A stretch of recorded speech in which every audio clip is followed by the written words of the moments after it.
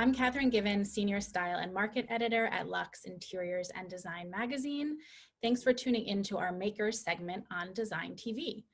So today I'm very excited to be talking with Joby Blocky, the owner of Quintus, the makers of beautifully handcrafted furniture, who recently brought all of their production in-house with the opening of their new LA workshop.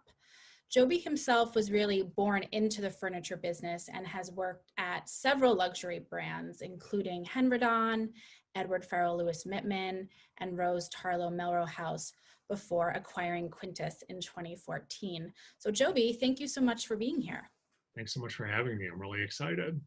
Yeah, so to start off, do you just want to briefly talk about your role a little bit more at the company and maybe Quintus in general?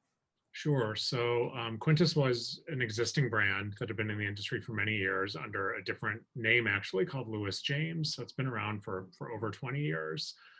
And while I was out here in LA as CEO of Rose Tarlow, I met the owners of Quintus and started chatting with them about some of the challenges they were having. And eventually they came to me and said, actually, we're looking to exit the company. Do you know anyone that might be interested? And honestly, it was a very quick them. And so that was 6 years ago, and it's just been kind of a progression since then. I've partnered with some amazing outside designers that work with me.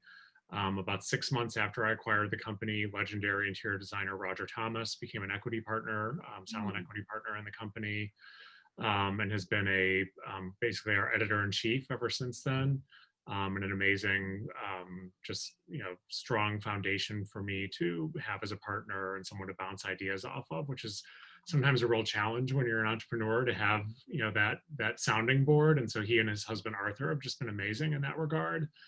And then we've just had this incredible evolution over the time with new product development and entering some of the best multi-line showrooms in the country, like Dennis Miller in New York and D'Souza Hughes in San Francisco, and amongst many others. And then I was able to realize my dream earlier this year of opening our own 16,000 square foot workshop here in LA. Yes, that's a big deal. Congratulations on that. Thank you. I know it's a big step in evolving Quintus and the brand, especially since you started really in outsourcing a lot of your production, right? And now it's pretty much all in-house. Can you just talk a little bit more about the workshop and how it's really reshaping your company, right? Sure. Yeah. When I bought the company, the product was actually being made in Mexico, believe it or not. And there's quite a few LA makers that use the same facility that we were using at that point. And so we exited that relationship pretty quickly because I really did want to be all made in America, and partnered with a couple of great workrooms up in the Rocky Mountain states, one in Denver and one in Salt Lake City. And they were incredible to us. They, were incredibly supportive as we were developing new product and growing the brand. But obviously the distance caused some complications. I really want to put my eyes on every piece before it goes out the door. And likewise, we just wanted to have more control in general. I feel like there's no shortage of product and beautiful product in our industry, quite frankly, but the brands that really set themselves apart are the ones that offer extraordinary service. And that's been one of our goals since I acquired the company, was that we wanted to be one of the easiest companies in the furniture industry for designers to work with. And one of the key components of that was having the operational, manufacturing, customer service control. So earlier this year, we were looking around for new spaces and we were going to expand, and I was literally just about to sign the lease on a facility closer to my home, to be quite honest, and got a call from someone that said, hey, I have an existing furniture factory. The company just went out of business. Would you be interested in coming to take a look at it? And truthfully, I came to look at it mostly just with the hope that maybe I would buy some of their equipment at liquidation. And I got here and walked in and was like, oh my God, this is a perfect setup. It had an upholstery shop, had a cabinet shop, finishing room with a fully self-enclosed spray booth. And we were able to negotiate a really great lease. And so I was just about to sign the lease on that on, I think it was Friday, March 13th, ironically. And the governor of California shut down the state. And so we decided to walk away from the lease at that point. And, truthfully, at that point, I felt like the industry was going to kind of go into the tank for a while with COVID. And to my surprise and delight, our business actually, after about a month or so of the initial shutdown, started growing at a pretty exponential rate, honestly. And so we went back to the landlord and were able to negotiate an even more favorable rate at that point. And we moved in late August. Gosh, what a story. That's pretty amazing. So, you've mentioned a lot of how the new workshop does make, business easier, but what about collaboration, Joby? I assume, like, as you mentioned, you're there, you're on the premises, you can talk with every maker, in the workshop, right? And make these tweaks sort of as you're going.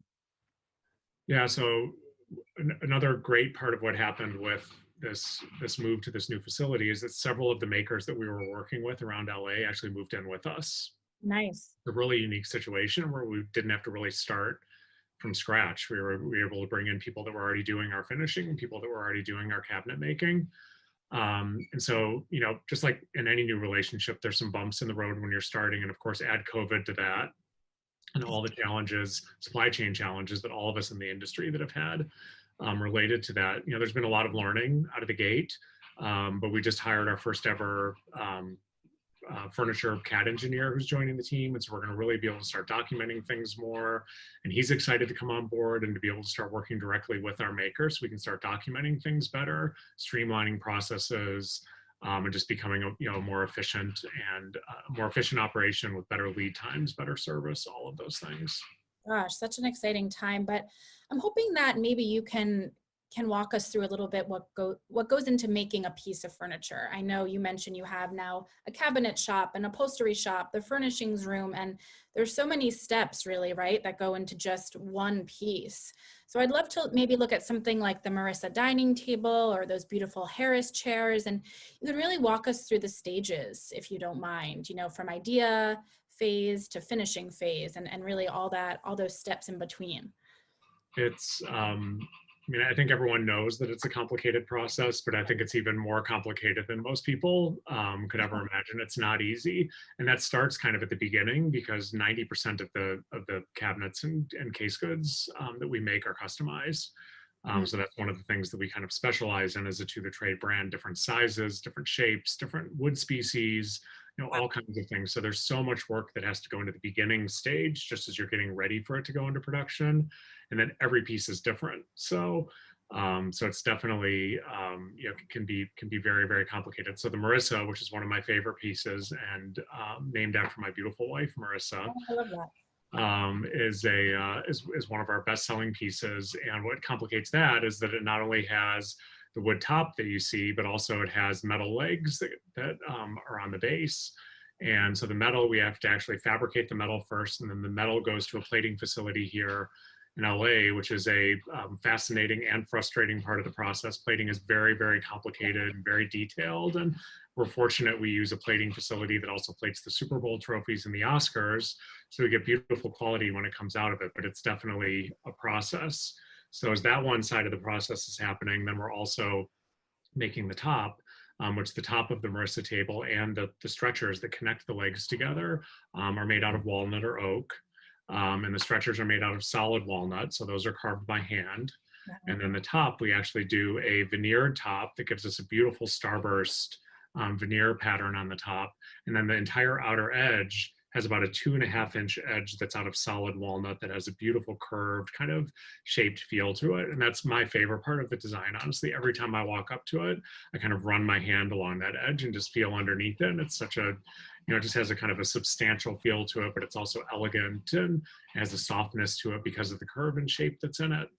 And so then once we get all of those parts and pieces together, then we have to take it all to finishing. And then it goes through the multiple steps of getting hand, finished and hand polished in the end before we ship it out the door. And then at Quintus, we also do, not only a final inspection process on every piece before they're done, we photograph every piece before they ship, we send the photography to the designers so they can review everything. We arrange and handle all of their shipping for them. So it's a very, all the way from engineering through shipping, we're very, very hands-on and involved with every piece. Unbelievable, just the amount of steps, Julie, that goes into that one piece, right? How long does something like that take, Joby, you'd say? Well, that's the age-old question in our industry, right? So we quote lead times of 12 to 14 weeks, but I think everybody knows it doesn't take 12 to 14 weeks to make a piece of furniture. So one of the opportunities that I see in our industry is to kind of cut down all those waiting steps in between steps. So, even just the time from when we receive the order to when we put it into production and cut the first piece of wood, like finding ways to condense that time down to something that's less than weeks and maybe more like days or hours. So the actual workmanship that goes into it is probably 40 to 60 hours. But it's all the waiting time in between the steps, and there's curing and waiting for glue to dry and all those types of things that are built into it. But all of it, there's also a lot of wasted time that goes into any production process. And so what we're always focusing on is how to try to eliminate those wasted periods that are in there. Certainly, and you have touched on this, but you really want Quintus to be the easiest company for designers to work with, right? And sort of, as you mentioned, offer the best lead times and experiences, which I would imagine, helps with this new workshop. But can you talk a little bit more about that mission and really what's at the heart of Quintus? Sure. I mean, like I said earlier, I think, there's so much beautiful product in the industry, and I admire so many companies that are out there. But I've learned over time that, we're an industry that has relationships with designers, and designers will work with the companies that they have the best relationships with, and that makes it easy for them to do their job. Designers are pulled in so many different directions. And so we want to become easier for them to work with, not only by having shorter lead times, but also the ways that we communicate with them. We're working on a extensive upgrade to our computer system right now that's going to allow us to actually text designers updates as the pieces are going through production with pictures of the pieces while they're in production. So I think sometimes it's, if it's a 14-week lead time, designers are willing to live with that. I think it's the unknown that makes them uncomfortable and makes companies difficult to work with. Like, why do they have to call 4 times to find out what the status of their order is? They should never have to call us to find that out. And that's not just because we need to be more like Amazon and make information easier or make it faster or whatever. It's just, the whole expectation of our society is changing right now. And we as an industry have been very slow to adapt to that. And so Quintus, we just want to take a leading role in it. So we're not there yet. I'll be the first one to admit that, but we're really focused on getting there, and everything, all of our resources are being allocated towards that. So whether it's improving our systems, moving into the workroom and trying to find ways to improve our communications and efficiencies and how we're manufacturing, even down to the way that we communicate with designers, we're constantly working on and trying to improve. Wow, lots of exciting things happening for you right now. And as you mentioned, you're busier than ever, right, during this time? It's been amazing. Certainly not at all what I expected. And I'm, eternally grateful. And people have been asking, why do you think that's been happening? And obviously there is a renewed focus on home because of COVID. We're all stuck at home. We want our homes to be beautiful. Like many people are working from home and want to have a beautiful background for their Zoom meetings. And so we've been, definitely been able to benefit from that. And I think obviously we've worked really hard to build our brand name up the last 6 years and to bring, exciting and innovative product to market and build strong relationships with our showrooms and with our, with the designers that we partner with. And it just seems to have all kind of clicked over the last few months. So obviously none of us know what the future brings as we head into 2021, but hopefully it's going to continue. I agree. Let's hope so. But Joby, thank you so much for chatting. It's so interesting to hear all that's happening at Quintus. It seems like it's kind of, a special moment for you guys. And, I can't wait to see what's next. I appreciate you joining us today on our Makers segment. To our viewers, stay tuned for what's next on DesignTV, and see you soon. Bye.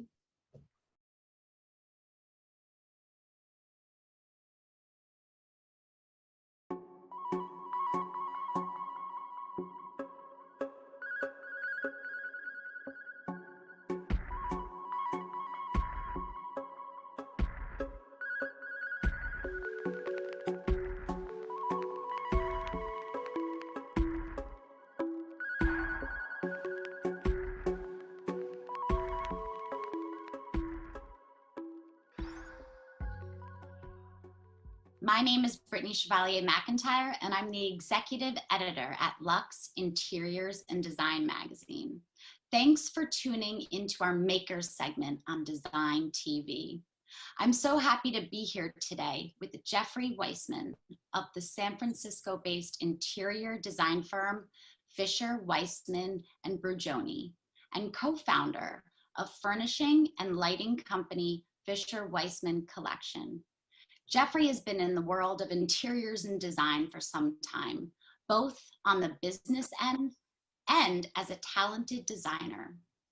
Jeffrey and Andrew Fisher established Fisher Weisman in 2000, and the firm's work includes distinctively luxurious and innovative interiors, along with furniture designs for Michael Taylor and the Wicker Works, and light fixtures for Boyd Lighting. Following the designer's renovation of their 18th century home in San Miguel de Allende, they launched the Fisher Weisman Collection in 2016. The line of home furnishings is inspired by Andrew Fisher's studio art and the extraordinary craftsmen of Mexico. The highly artistic line is offered to the trade through top showrooms across the country. So Jeffrey, thank you so much for being here with me today. Thank you for having me. So before we delve any deeper into Fisher Weisman's process and newest launches, can you please tell me a little bit more about the company and how you and Andrew joined forces? Happily. Andrew and I met in 1996 and started dating. And as our relationship quickly progressed, we found a big stumbling block was the idea of merging our houses, because I was trained as a modernist. I started my career at Skidmore, Owings and Merrill, and then went to Gensler, designing commercial interiors before going to business school. And Andrew studied jewelry making and sculpture and worked for many years with Tony Duquette on fantasy installations, and really had such a passion for decoration that it looked like I lived in a refrigerator and he lived in a nightclub. And the idea of somehow finding a way to live together was quite daunting. But we moved into this apartment after dating for about a year, and we spent a several-year-long period developing a language, a visual vocabulary that we could both understand and relate to. And this interior, which is largely unchanged from that date, was really the foundation for our professional life together, which we began formally in 2000. And that was when Fisher Weisman debuted as an interior design office. And we both love what we do together much more than we liked what we each did separately. So you're a couple that has so much in common, basically, but yet you both bring so much to the table and working together. So your furniture and accessories, they're quite sophisticated and really handcrafted from a variety of materials. So why these materials, and who is in mind when you and Andrew are making these sleek pieces? Really, who is your client that you're designing for? So to answer the first question about why these materials, when we started working on our house in Mexico, we discovered a lot of materials that we had not worked with before. And a lot of what you see in our collection comes out of craft traditions in Mexico that we've learned in our 10 years of being there. In terms of who our customer is, I'm happy to say, have a very broad range of customers across the United States. But the designers that are drawn to our work, I believe, are designers with a sophisticated eye who are looking for a fresh way to create a really distinctive look in a room, where they don't want a period piece. They want something that has a sense of history and has a sense of elegance that's modern and different from what other options they see in the market. You spoke about, the crafts people in Mexico, and looking at Fisher Weisman's creative process, that location of where your offerings are crafted, it's really so important in San Miguel, a UNESCO World Heritage Site. The extraordinary artisans located there help to make Andrew's fine art come to life, carrying the spirit of his pieces into exquisite furnishings and lighting, I must say. So can you tell me, was it the chicken or the egg? Did you buy this home knowing these artisans lived there, or did you realize the extraordinary talent once you arrived? It was a little bit of both. We knew going in about the traditions of San Miguel, and we knew specifically about the tradition of art schools that American expats had been attending since the 1940s. We had several friends who had studied there. What we didn't anticipate was the great marriage between our vision and their talents. And we also had spent many decades insisting that we would never start a furniture company or a lighting company. So it was not top of mind, but what happened was we met such gifted people as we were building our house that when the house was finished, we didn't want to stop working with them. So we literally looked for a reason to stay involved with the craftsmen and came up with the idea of the collection based on some designs that Andrew had started for a show he had at Gumps in San Francisco about 15 years ago. And then expanding, inspired by the materials and more recent artwork in Andrew's studio, to come up with what is now a quite broad collection of lighting and furniture. And I understand the creative process really begins with Andrew's work, as you're saying. So what inspires him from the world? Is it nature? And does he set out making a piece knowing it will end up in the home, or are these decisions really made later? Andrew's inspiration is largely from nature and travel. We spend, not this year, but in a normal year, we spend a great deal of time traveling the world, and he comes up with things that speak to him just purely on a visual basis. Then what we do is we look at the current line, where do we see room to grow, where do we see room to move, and also look at what we hear from the designers around the country and what we hear from our showrooms, and devise products that take advantage of the visual inspiration from Andrew's studio, what we perceive as the needs in the market, and also the gifts of the artisans that make the products for us. So all three of these things come together, and one great thing about not having traveled this year is we have so much new product either already launched or in prototype now, because we've had this extraordinary length of time in Mexico. And you told me in terms of the process, it goes very quickly from start to finish. So can you explain this creative and manufacturing process? And we're gonna pick, how about the Sevilla table base that is brand new? Maybe you can take us step by step about, you know, the creative process and how it's made. That would be great. One of the great advantages of working with this community of artisans is that each piece is made by hand, regardless of what it is and how standard or custom it is. Mm-hmm. So with the Sevilla table base, Andrew had just purchased a 3D pen, which I don't know if you've ever seen, like a 3D printer. You were telling me about this. It sounds very so you actually extrude the lines, and he can quickly make a pattern in 2D that you tilt up and then assemble in 3D. And the design of that table base was a little hard to read in flat plans because it's very complicated. But it was extremely easy to prototype because we had the 3D model alongside the flat drawing. So what was next in the process? Was it really bringing it to the craftsmen and showing them and then moving on from there, or? So we took the 3D model and the drawings to the steel worker who makes the chandeliers, the chandelier frames, and we didn't love his first version, so we made a second version, and we still didn't love his second version, so we went to another steel man who makes architectural products for us in Mexico, and he nailed the table base the first time, so we were good to go. Good to go. So let's take a look at your newest 2020 collection. It truly embodies modern luxury, I must say. Each piece is, of course, handcrafted by artisans and retains such a marvelous sense of hand. So let's start with the gilded cage round chandelier with rock crystal drops. It's such an iconic Fisher Weisman piece. It is handcrafted in steel and paper mache. So please, I want to learn more about this beautiful chandelier. Tell me about it, Jeffrey.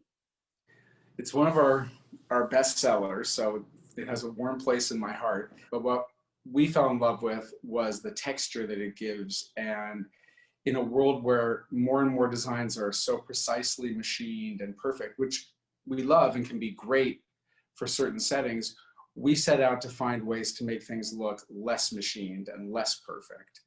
So paper mache gives us just that right texture that we love. The idea to add rock crystal to this design came from a designer in Atlanta who was looking for something a little bit dressier, loved our designs, but needed something just a little bit more elegant for a specific project. So we prototyped drops in the exact form of the paper mache drops on this chandelier. And now we've also done that for our Cairo collection as well. Such a little tweak makes such a difference. I really Yeah. do. Yeah. So I'm a huge fan of the large rope chandelier. I mean, who knew rope could ever be so chic? Made from natural sisal, it's also available in black, blue, and brown, and was inspired by traditional Christmas piñatas that decorate the streets of San Miguel during the holidays. What I love about this piece is that it's truly versatile. It can be used in so many different types of settings and locations. It can be used in traditional and modern, so many like your other pieces. It can be, you know, put in a home at the mountains or the beach. I mean, don't you agree with this, that they can really be used in so many different ways? I do, and I have to say, I never thought that I would see it popular in very urban settings, but it sells really well in New York as well. We went to Merida in the Yucatan about a dozen years ago and did a whole tour through the haciendas that dot that state of Mexico, which, if you don't know what they are, the haciendas were these essentially factories in rural settings in Mexico where things were made. They were designed like Georgian palaces. They were incredibly elegant, beautiful buildings in the middle of agave fields where they wove the fibers into rope. And some of them are still in production. And as you mentioned, we have several standard colors, but we actually now dye it any color to match. It reminds me of my mother in the 60s getting her satin pumps dyed to match her bag for parties. But it's really quite fun to do. You can really color match anything these days, right? That's incredible, which kicks up the customization beyond. So today we are spending more time in our homes, most specifically in our living rooms, having cocktails.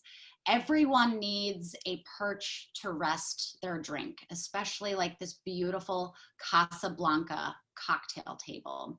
Tell me, what inspired this table's architectural style? And tell me about the finishes. I want to learn all about them. We have traveled a lot in India and other places that have beautiful arches, and we just love a gorgeous arch. But this table was inspired by Morocco. In terms of the materials, we have standard finishes in papel mate, which is a veneer made from the bark of ficus trees that looks quite like vellum, and it's quite white. It's incredibly durable. It's finished with a polyurethane matte lacquer, but it feels so good to the hand. It's incredible that there are so many options. It's really tremendous.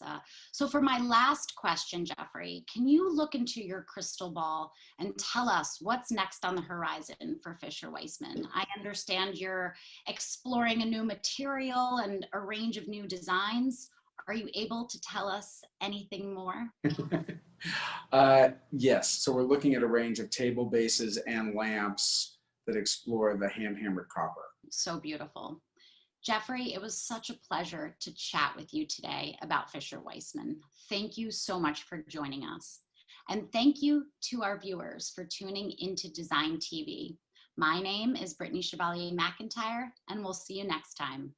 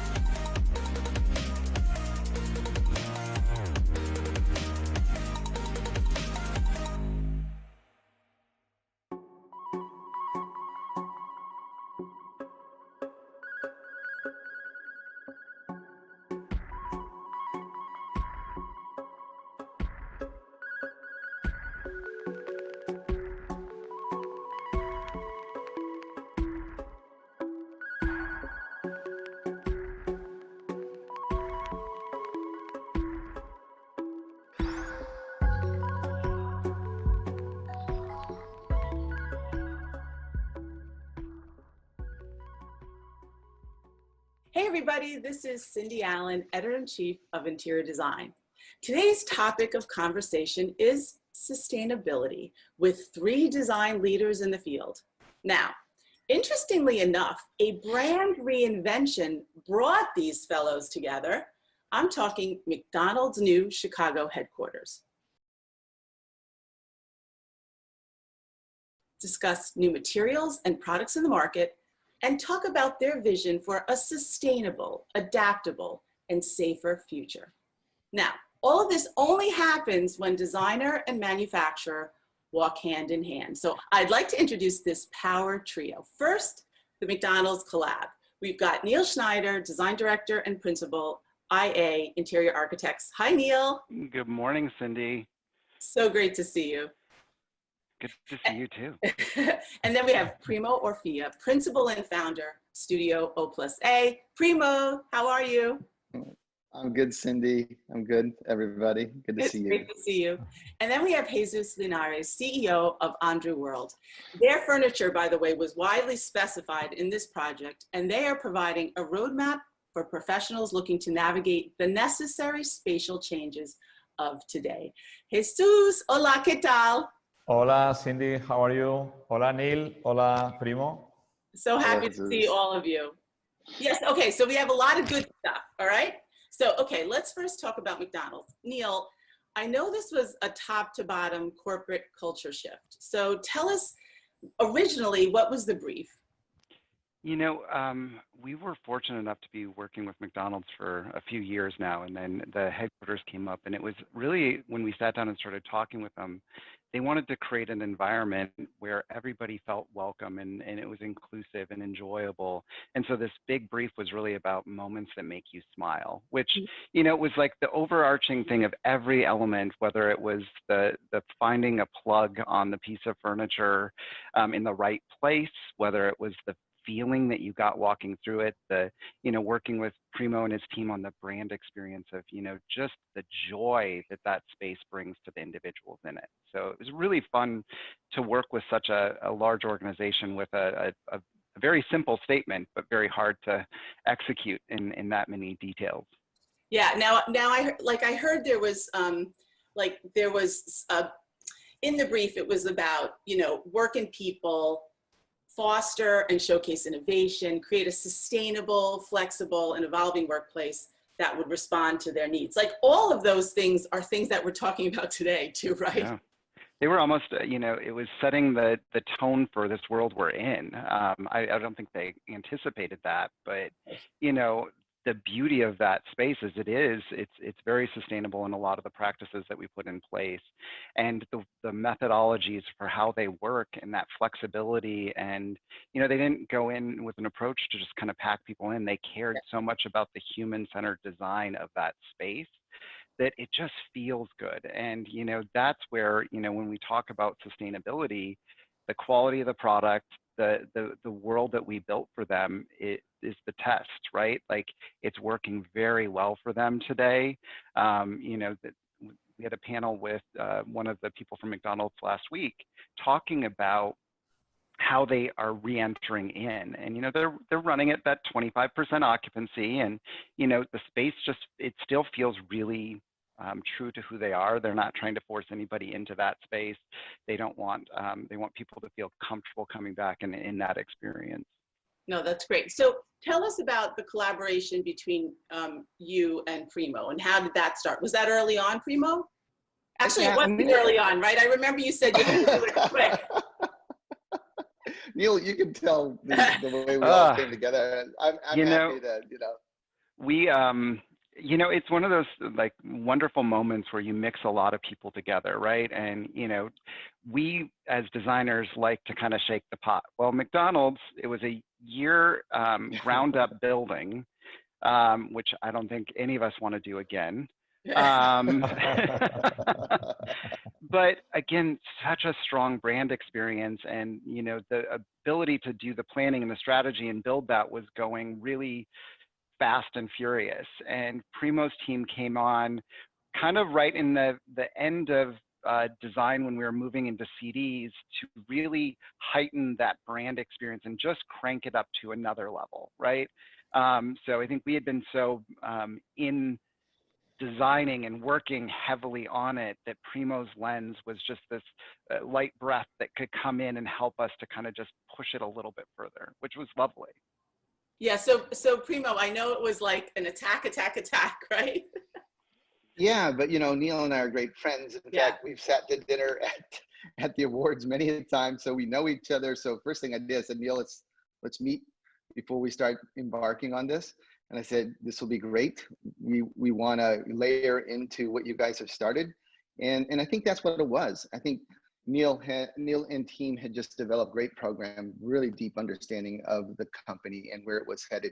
And we needed to tell another story. I think there was layering upon layering of this business acumen, and then who is this brand McDonald's? So iconic, right? But how do you retell this story in a compelling way in the environment? So we worked in very much the public spaces, entrance elements, lobbies, but we also were able to kind of, you know, border between workplace, because work is anywhere, right?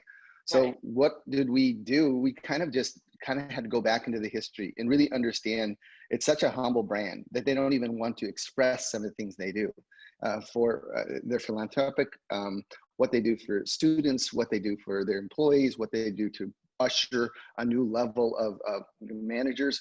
It's amazing. So what we wanted to do is kind of figure out what those pieces were and tell that story through the environment. And a lot of it was about innovation, food, the kitchen, things of that sort.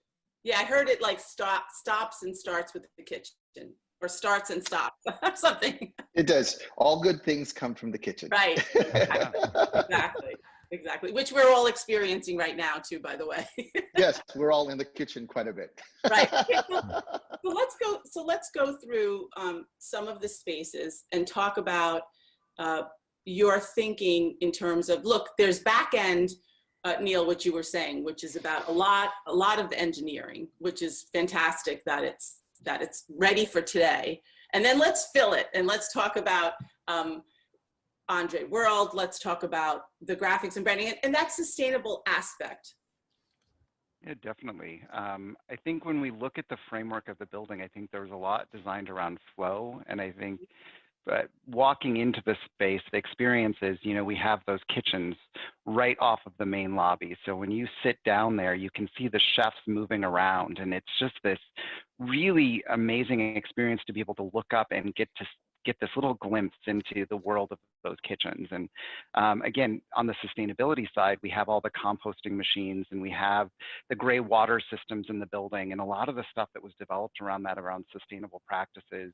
It's an important framework, and they believe deeply as an organization that they need to be thinking about those things. Even the amount of roof space that we designed with them, to have that green space and those beautiful moments to be able to step outside and recharge. Of course, you know, looking at a lot of the different settings within the building.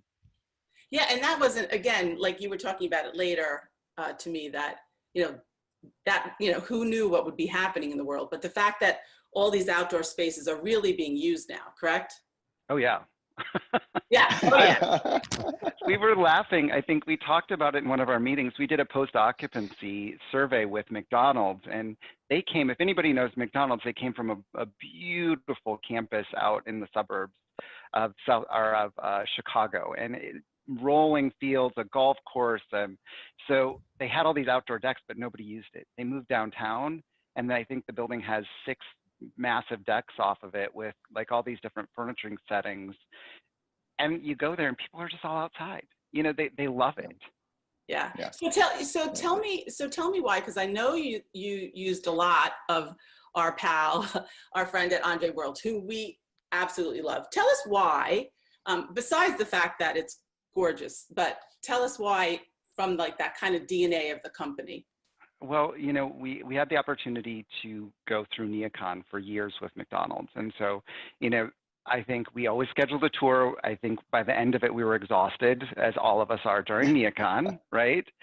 But we went through all the different showrooms and we tested the way that the product was built, and the constructability and the durability, and just when we went into Andreu World, a lot of the products that they saw had this ability to morph through materiality.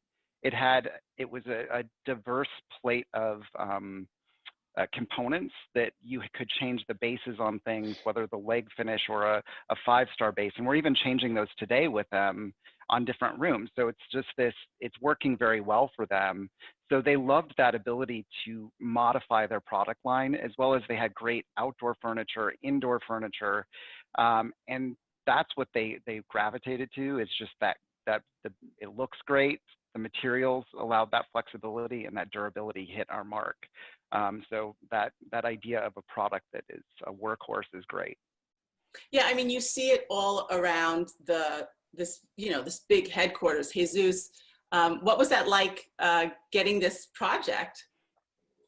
First of all, it was really a pleasure to work with Neil and his team and with Primo in this challenging project.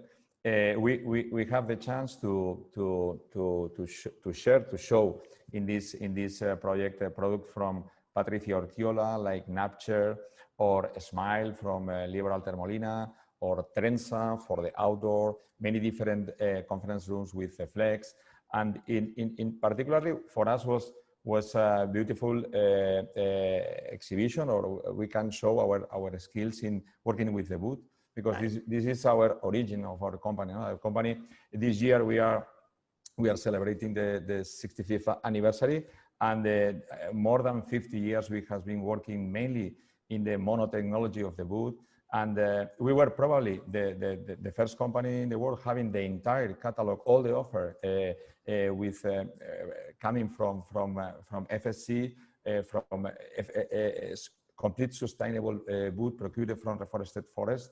And this can be you can check that with the products that was selected for the McDonald's project. That's amazing. First of all, congratulations, 65 years, amazing. And you say like it was all those 65 years all about wood. So like we honor you for that. It's amazing, fantastic. And you see it in the project. Like everything looks, besides the fact, as you said, Neil, that you can kind of customize in your own way. So everything feels different, but then tied together, right? Mm-hmm. Mm-hmm. Yeah. Okay. So Neil, let's also talk about this idea of, you were saying to me that you wanted things to last, right? And that was kind of another reason, like you wanted furniture that would last. Yeah, I think, sometimes we go through a disposable world in the design, that we try things that are maybe too trendy.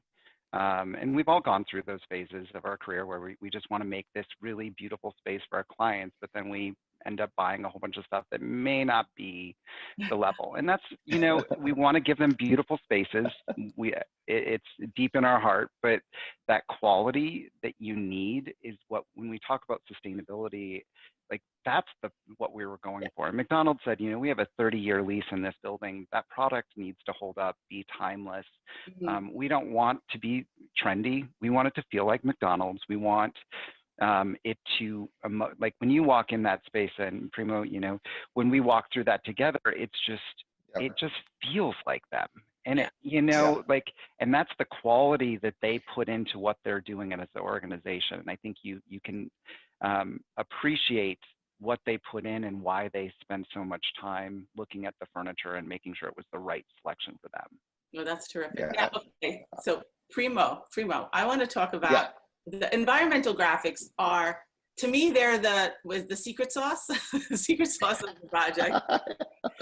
Yes. Yeah. But it's also the way you were talking to me about it. It's also there was a sustainable thread throughout all of that work too, which you wouldn't necessarily always think of in that way. So tell us a couple of the amazing installations and graphics. Yeah, a lot of it, again, the story about McDonald's, they are a sustainable company. They use sustainable farming techniques.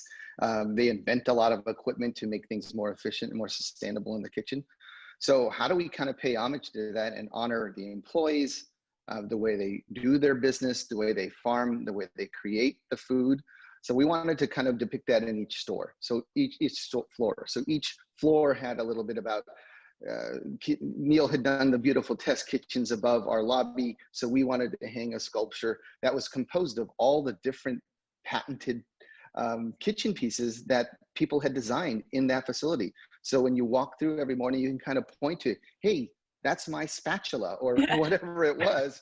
Amazing. It connected back. And it was very important to them that the connection was made. And I love the fact that we just got all this stuff. We had a pile of stuff and it became this beautiful piece that was suspended. And like I said, adjacent to that were the test kitchens, which are so gorgeous. And then hung between it is this beautiful sculpture. So yeah, a lot of and at the back end, you know, the story we talked about, it's like we tried to create a garden that was made up of vegetables and things and ingredients. And it looked really gorgeous, but it smelled so bad. And it brought all these bugs into the lobby that we had to pull it out. But it was with the idea that we want to show this sustainable farming technique in real life. It didn't work out that way, but from a distance, it still looks like lettuce. That is so funny. And then I love that beautiful wall. You made it like a sculpture of all the little Happy Meal toys. Yes, and the that Happy Meal honors their toys. tradition.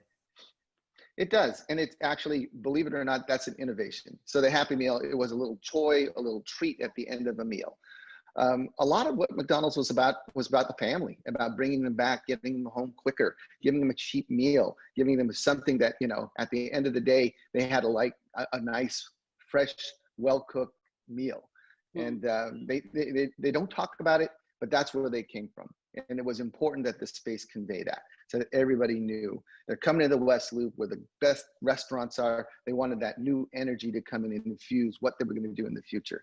I don't know, but we have the third floor, which has sustainability farming, kind of inspired by Louise Nevelson, these beautiful friezes of satellite photos of crop circular farming techniques. And so you walk through that gallery and you're going, what are these things? Then you have this beautiful little story at the end that kind of tells you all these different techniques they use. So, you know, that's a lovely piece too, that like right behind it is their quality kitchens, right? So the reminder of what Primo's team talked about, what they're doing for the world on their farming techniques and the sustainability, like, and it reminds them when they go into those kitchens that talk about the quality of their product, right? It's just a beautiful relationship. I love that. I love that. Okay, so now I know they're all your baby, but let's start with you, Jesus. What was your like favorite area in the space? With your favorite product, of course. Yeah. It's there is a room, the main room for the meeting, that is like a little bit very technological, but at the same time warm. This picture with the flex, with the walnut back. Then you see the warmth of the wood, and then you see all this atmosphere that is technological but friendly. That's for me one of my favorite pictures or places. I love that. Okay, Neil, you got to pick one. Oh my gosh, you know, Jesus, I think that room is quite impressive. We worked with a local craftsman to do that table here in Chicago, and the chairs, of course, make it just pop. The technology is a little bit over the top in that room, which was also fun. Oh, this is a hard one. I really do love the Hamburger University space as a whole, just because of the way that it flows, the way that the story is told, the power of learning and development. Like, that's probably one of my favorite floors in the building, really, when I walk in and I get that experience. Okay, Primo, you got to pick one. I think I like the lobby at Hamburger University. I like transitioning from ground floor up to the second floor mezzanine, because it slowly brings you into the brand, and you see all the beautiful, you know, Andreu World furnishings, and it's just, you know, Andreu World's got beautifully curated stuff, and you're absolutely right. It's like classic without like it doesn't need to be overly done, and it's gorgeous and it's changeable, very, very legible, and it just fits in, because I don't think we overdid this piece, Neil. It was just kind of like the right feel. This brand is all about kind of simple but well done, right? It looks good, it's well executed, and to me that experience, I just love walking through the lobbies and Hamburger University and seeing the history. You didn't know this, Cindy, but before, Hamburger University was in another building, and it had all the history, and then you went to the main headquarters and you got no history. So the idea was like it's connected. Yeah, you didn't know what the uniforms were. You didn't know what the toys were. You had zero knowledge of who Ray Kroc was. So the great thing about it, put it all together. So that story is very legible and cleanly placed in the right areas. And it all works together. I think first of all, I just have to give you guys a big congrats, because collaborations don't always end up as seamless and you can tell in the outcome that this was a really good collaboration. I always say that having a great client, obviously, that's number one for the designer. Yeah. But in order, when it's such a big project, you absolutely need an amazing manufacturer to be your support. And so I wanted, kudos to all of you, because that project was such a surprise to everybody, and everyone was going crazy over it. And you said people still want a tour, of McDonald's. So congrats on that. Okay, so and thank you to McDonald's for wanting to have a sustainable workplace. So let's talk a little bit more about that. So Jesus, you were talking to me about something pretty significant, because you have some new initiatives. Look, it's always been about wood, but now you're seeing into the future and looking at things in even a bigger way. So tell us about some of the new materials that you're developing. It's true that our company has been during all the life trying to follow all the principles in sustainability, because if you are working with the wood, the only approach is be sustainable and be responsible with the wood. We are using trees with 160, 180, 200 years longevity old. That means we take care about that. Because of that, we did reforested and everything related to the 100% FSC pure, with all the chain of custody in the wood. And our principles and values are applied to the rest of the technologies and the materials and the processes that the company is using. Then in the last 15 years, we are using more and more, obviously, upholstery, because this is part of our DNA. But we include plastics, we include aluminum, we include metal, and many other processes. And following these roots, that stay in our genes, this orientation to the sustainability, our idea is to have everything in a circular economy in 2030.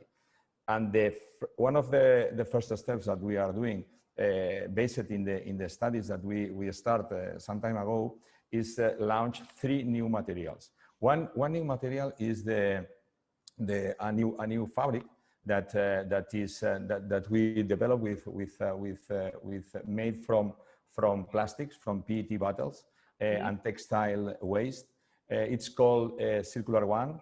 It is also 100% recycled and 100% recyclable, and it offers obviously quality and durability for intensive use of the upholstery.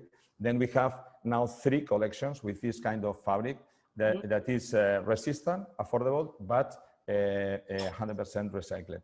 And the other material that has been introduced probably for the first time in a seat in the world is probably we built this year the first seat manufactured with bioplastic.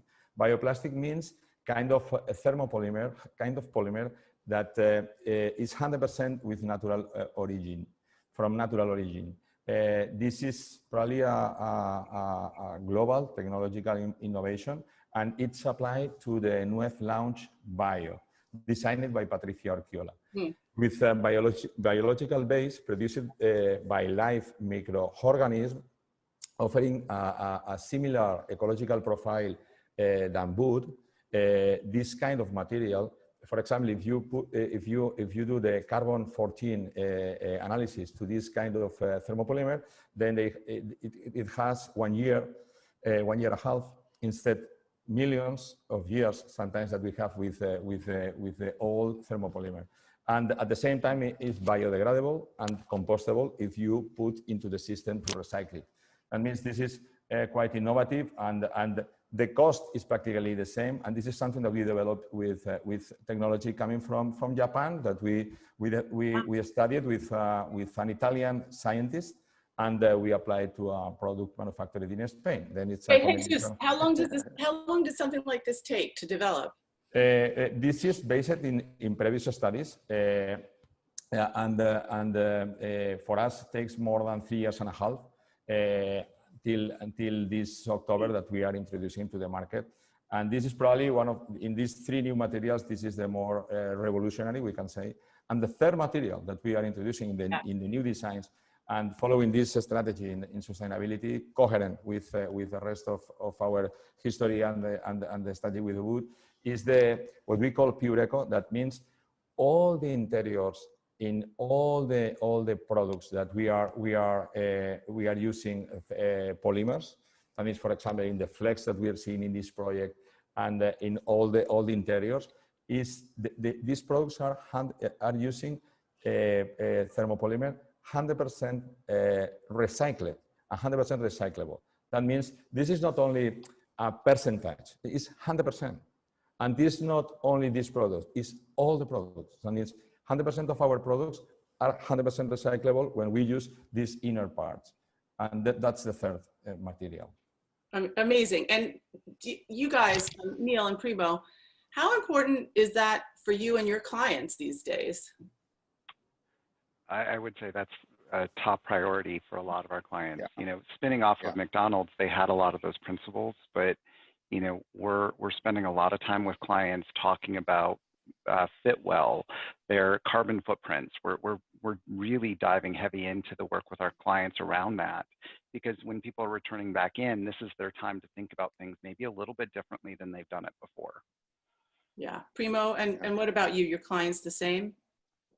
It's the same, and I think, you know, as designers, we have a responsibility to really understand what we're putting into the projects, and also kind of it's sustainability and its long-term use. So we can do a lot by specifying the right product and doing the right amount of work, not overworking the project, I call it.